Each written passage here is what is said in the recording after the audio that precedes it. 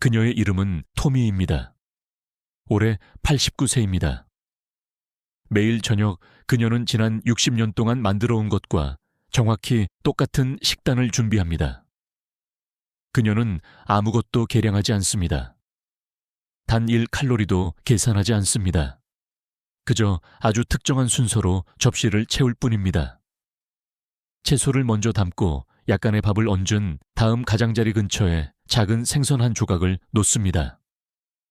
그리고 4분 만에 식사 준비를 마칩니다. 토미는 심장마비를 겪은 적이 없습니다. 당뇨병 진단을 받은 적도 없습니다. 혈압은 정상입니다. 정신은 여전히 맑습니다. 그리고 그녀는 평생 장수 식단을 실천해 왔다는 사실조차 모릅니다. 그저 할머니가 가르쳐준 대로 먹고 있을 뿐입니다. 이 영상에서는 그녀가 어떻게 그 식단을 구성하는지 정확히 보여드리겠습니다. 오늘 밤부터 어느 마트에서나 쉽게 살 수 있는 식재료에 맞춰 변형했습니다. 매주 이 식단을 유지하게 해줄 12가지 식료품 목록을 알려드릴 것입니다. 접시를 채우는 정확한 순서도요. 그리고 대부분의 사람들이 건너뛰지만 실제로는 가장 큰 보호 효과가 발생하는 식사 전에 해야 할 한 가지도 알려드리겠습니다. 펜을 준비하세요. 이것은 적어둘 가치가 있습니다. 2005년 오키나와 국제대학교의 연구진은 2,000명이 넘는 오키나와 노인들의 식단 설문조사를 분석했습니다.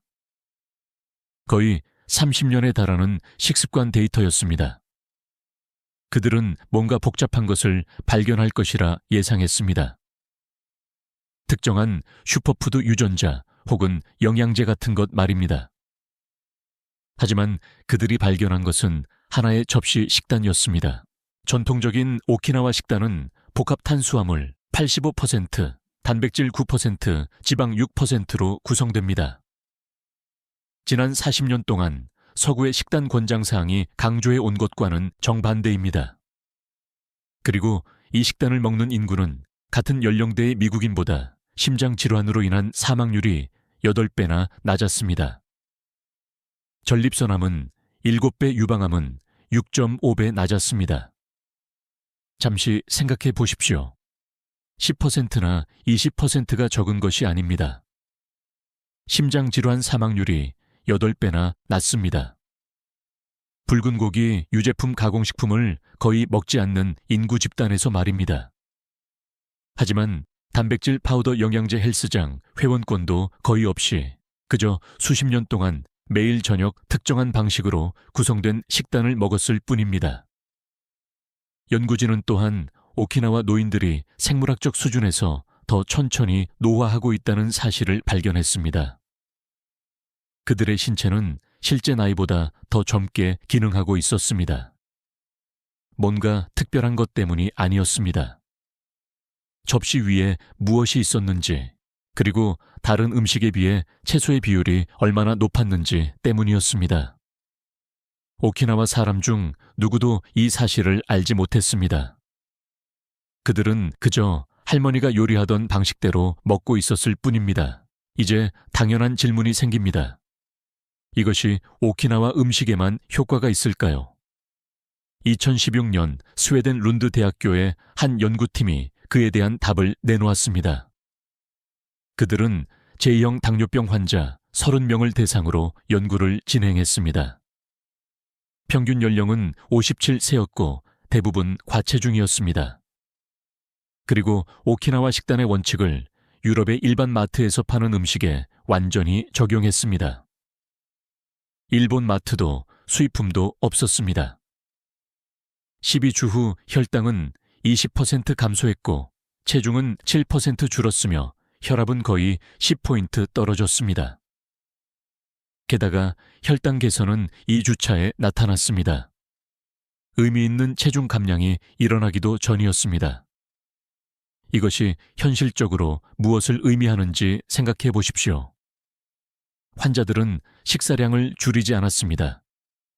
운동을 더 하지도 않았습니다.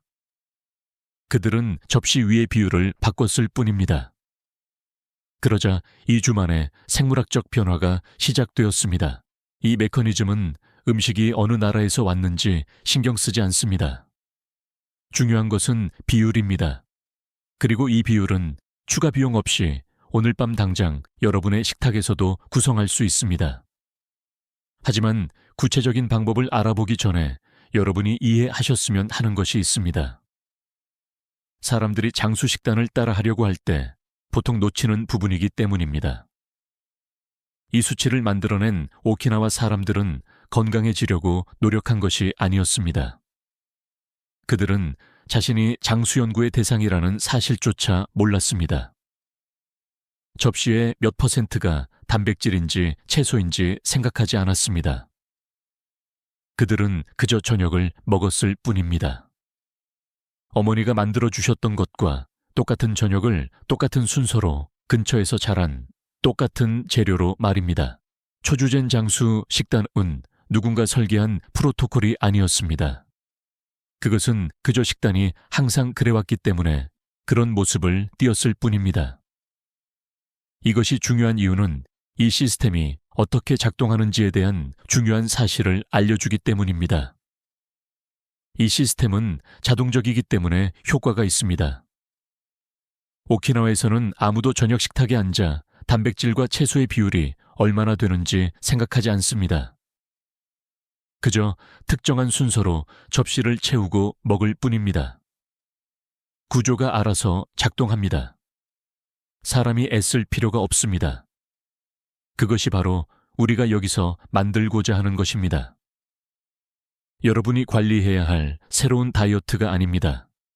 올바른 비율을 기본값으로 만들어주는 식단 구조입니다. 그래서 여러분도 그것에 대해 생각할 필요가 없게 만드는 것입니다. 그럼 어떻게 구성하는지 알려드리겠습니다. 오키나와 사람들은 이 식단을 초주젠이라고 부릅니다. 장수 식단이라는 뜻입니다. 그리고 전체 시스템은 단 하나의 시각적 규칙으로 작동합니다.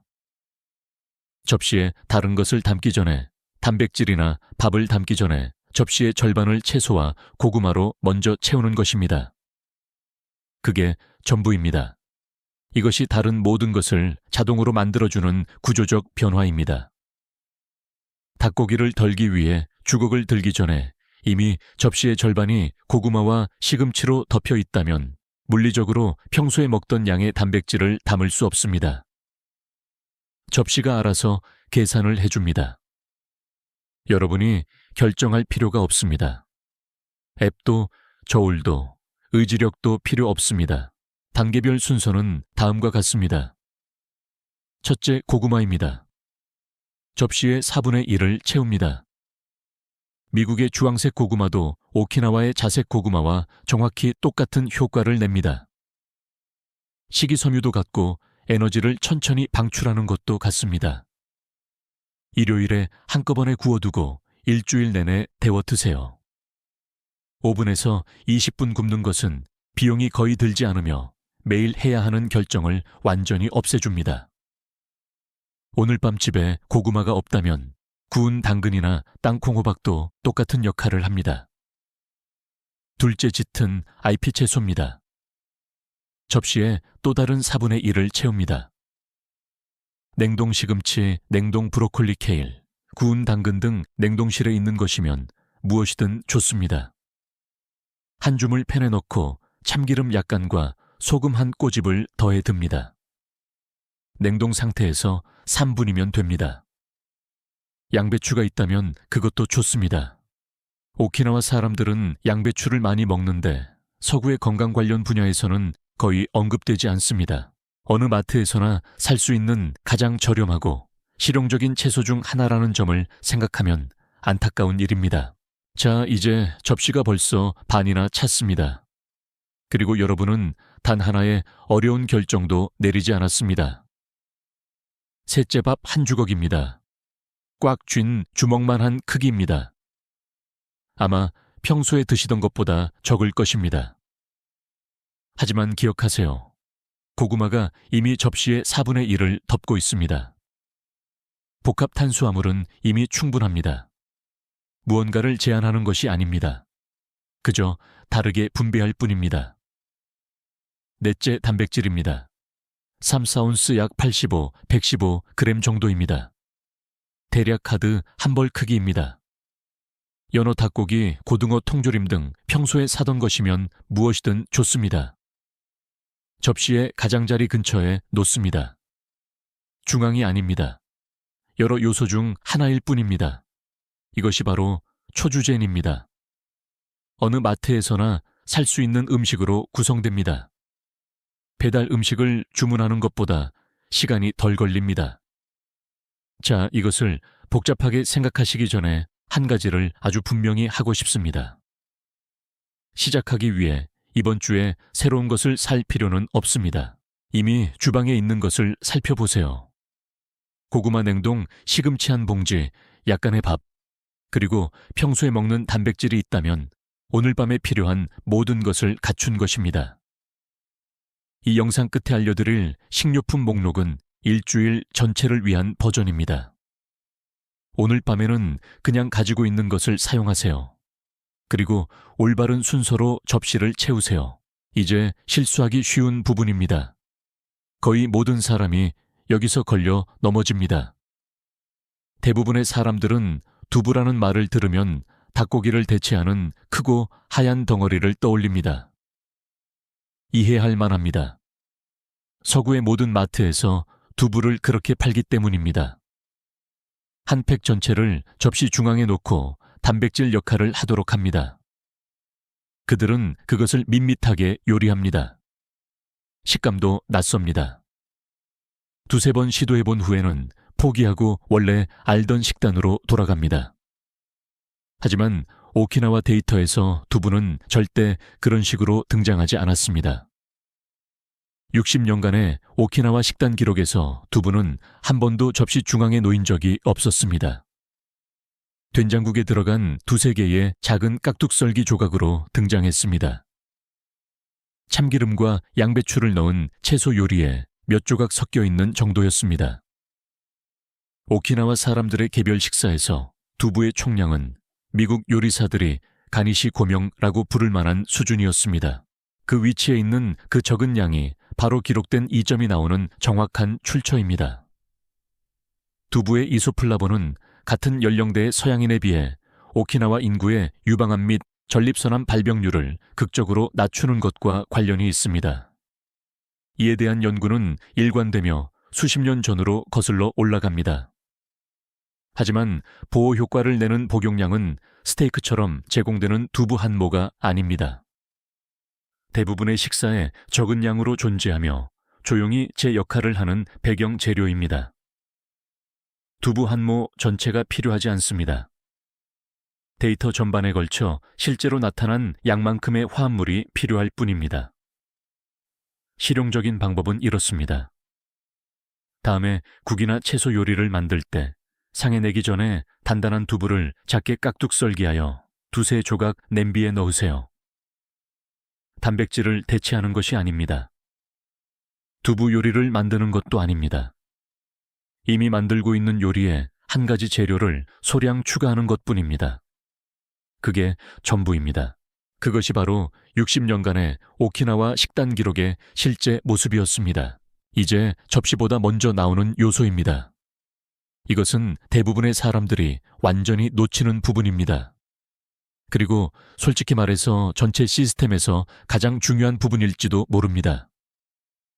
오키나와 사람들은 고형식으로 식사를 시작하지 않습니다. 그들은 국 한 그릇으로 시작합니다.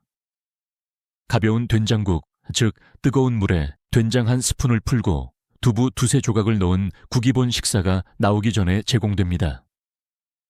식사와 함께 나오는 것이 아닙니다. 그 전에 나옵니다. 몇 분의 강역을 두고 말입니다. 이것은 너무 간단해서 중요하지 않게 들릴 수도 있습니다. 하지만 그렇지 않습니다. 이 강역이 하는 역할은 다음과 같습니다. 식사를 시작하면 위장은 먹고 있는 음식의 칼로리를 처리하기도 전에 식욕 조절 신호를 보내기 시작합니다. 따뜻한 국물은 이 시스템을 일찍 가동시킵니다. 고형식이 담긴 접시가 도착할 때쯤이면 식욕은 이미 부분적으로 줄어든 상태입니다. 무의식적으로 아무런 제한 없이, 아무런 결정 없이 말입니다. 생물학적 시스템이 이미 작동하고 있기 때문에 접시의 음식을 덜 먹게 됩니다. 스스로에게 덜 먹으라고 지시했기 때문이 아닙니다. 식전 국물 섭취에 대한 연구들은 이어지는 식사에서 총 칼로리 섭취량이 의미 있게 감소한다는 것을 일관되게 보여줍니다. 사람이 덜 먹기로 선택해서가 아니라 시스템이 이미 가동되었기 때문입니다. 오키나와 사람들은 그 연구들을 읽지 않았습니다. 그들은 그저 할머니로부터 저녁 식사는 따뜻한 국물 한 그릇으로 시작한다는 것을 배웠을 뿐입니다. 이 오븐의 강역은 사람들이 이 방식을 따라하려고 할 때 거의 모두가 효과를 잃어버리는 지점입니다. 그들은 접시 바로 옆에 국을 두고 식사와 함께 마십니다. 아니면 국을 다 먹자마자 바로 접시로 손을 뻗습니다. 그러면 신호 효과가 사라집니다. 순서가 곧 메커니즘입니다. 국물만도 아니고 멈춤만도 아니며 그 조합입니다. 된장은 대부분의 대형마트 아시아 식품 코너 또는 냉장 코너에서 구입할 수 있습니다. 일주일 분량의 약 $4입니다. 한 병이면 3, 4주 동안 먹을 수 있습니다. 뜨거운 물에 30초면 녹습니다. 된장이 끓이지 않는다면 크림이 들어가지 않은 따뜻한 채소 국물도 똑같이 효과가 있습니다. 약간의 소금과 채소 한 조각을 푼 따뜻한 물 한 잔만으로도 이 순서를 가동시킬 수 있습니다. 핵심은 액체를 먼저 마시고 몇 분 후 고형식 접시를 먹는 것입니다. 항상 이 순서대로 말입니다. 자, 이제 전체 저녁 식사를 조립해 보겠습니다. 평범한 주방의 평범한 화요일에 이 식단이 어떤 모습일지 보여드리겠습니다. 접시에 대해 생각하기도 전에 국부터 시작합니다. 뜨거운 물 한 머그잔에 된장 한 스푼을 풉니다. 단단한 두부 두세 조각을 넣습니다. 60초면 됩니다. 그런 다음 편안한 곳에 앉아 국을 마십니다. 식탁은 안 됩니다. 소파도 좋고 주방 조리대도 좋습니다. 곧 나올 접시 앞만 아니면 됩니다.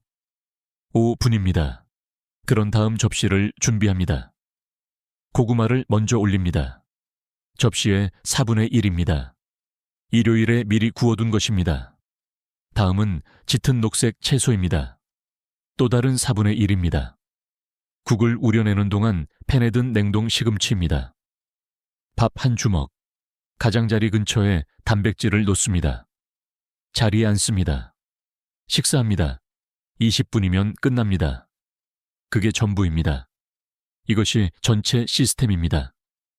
기록할 필요도 없습니다. 결정할 필요도 없습니다. 의지력도 필요 없습니다. 구조가 여러분을 대신해 선택을 내려줍니다. 어느 마트에서나 매주 이 식단을 실천할 수 있게 해주는 12가지 품목은 다음과 같습니다. 전문점도 필요 없고 수입품도 없습니다. 주황색 고구마 케일, 냉동 시금치, 냉동 브로콜리, 당근 양배추, 냉동 에다마메, 풋콩. 이렇게 7가지 채소입니다. 여기에 된장 단단한 두부 참기름쌀, 그리고 평소에 사는 생선 한 종류를 추가합니다. 연어 대구, 고등어 통조림 등 무엇이든 좋습니다. 이렇게 12가지입니다. 4파운드 약 1.8kg짜리 고구마 한 봉지는 대부분의 마트에서 $3 미만입니다. 된장은 한 달 분량의 $4입니다. 냉동 채소는 신선한 채소보다 저렴하면서도 똑같이 훌륭한 역할을 합니다. 이 시스템의 총주간 비용은 여러분이 이미 지출하고 있는 금액보다 많지 않습니다.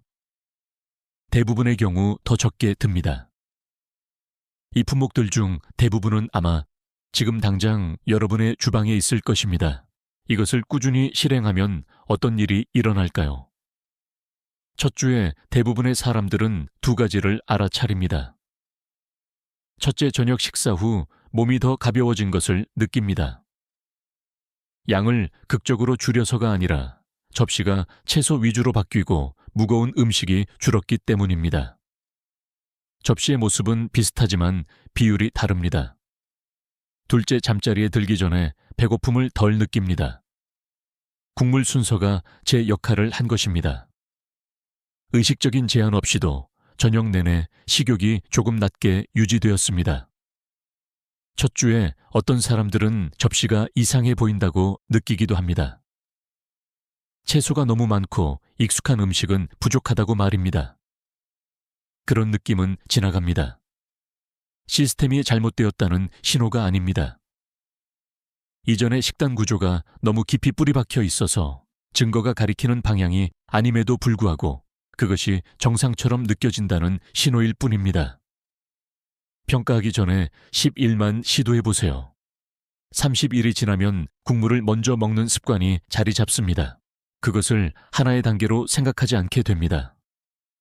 그저 저녁 식사를 시작하는 방식이 될 뿐입니다. 룬드 대학교 참가자들은 유의미한 체중 변화가 나타나기 전인 이 주차에 측정 가능한 혈당 개선을 보였습니다. 생물학적 시스템은 비율에 빠르게 반응합니다. 그 타임라인은 대부분의 사람들이 예상하는 것보다 빠릅니다. 30일째가 되면 충분히 언급되지 않는 또 다른 일이 일어납니다. 장보기가 더 간단해집니다. 매주 똑같은 12가지 품목을 사게 됩니다.